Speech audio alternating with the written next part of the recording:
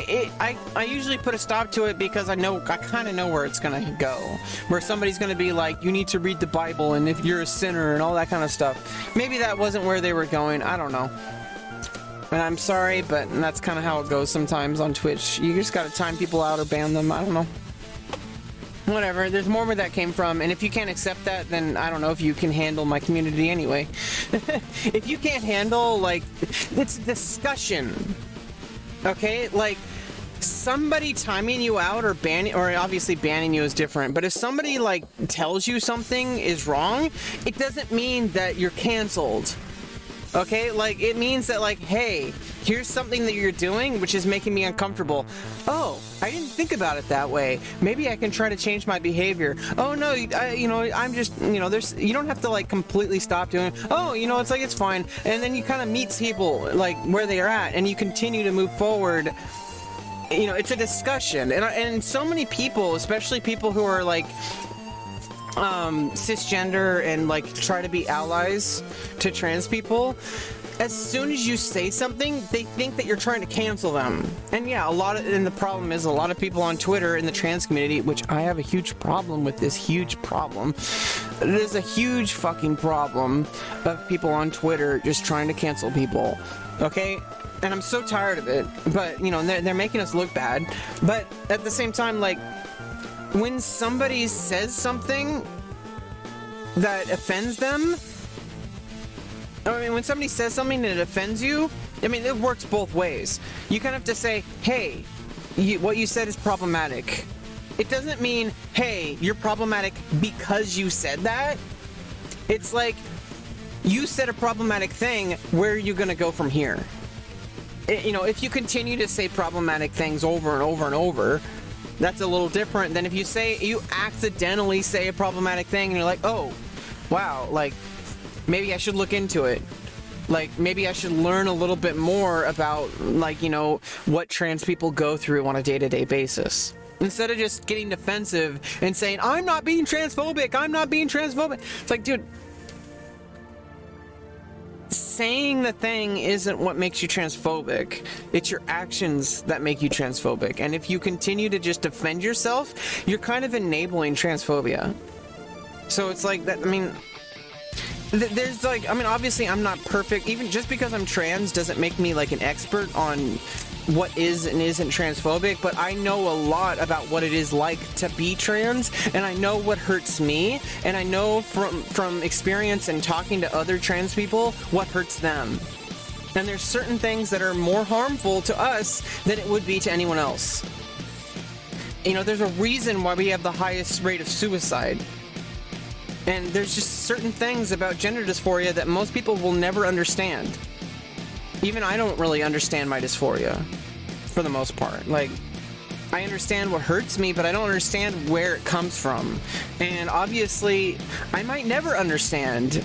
But the thing is like, this is why, like, conversion therapy doesn't work. It's because this is just who I am. You can't change who you are. You're either cisgender, you're transgender, or you're whatever, in between, like, whatever.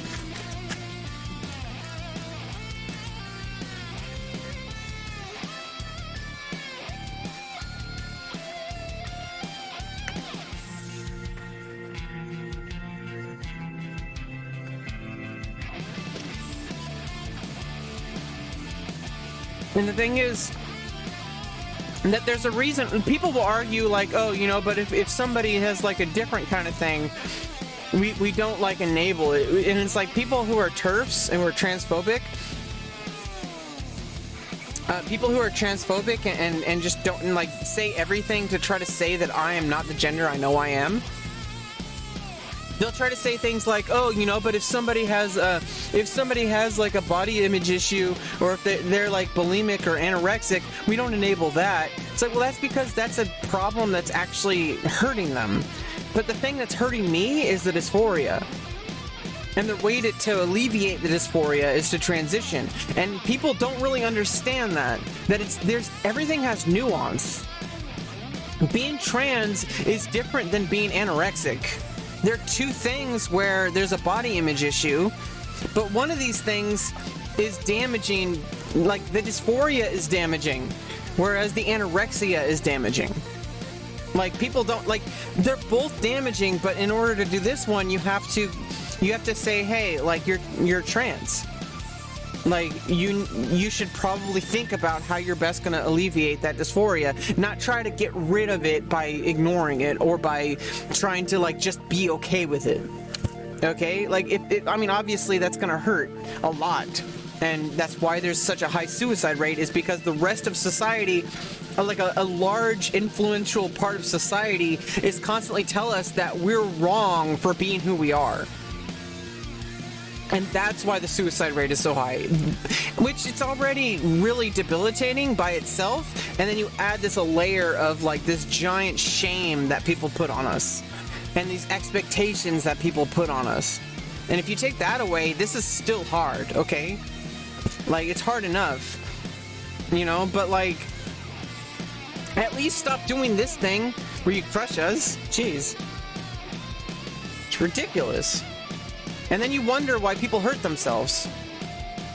And then they use that as an example. Oh, well, you know, look at the suicide rate of trans people. There must be something wrong with it. And it's not, no, it's because of you. You're the problem. Jesus Christ, dude. You're the problem. You're the reason why people are feeling like they need to hurt themselves.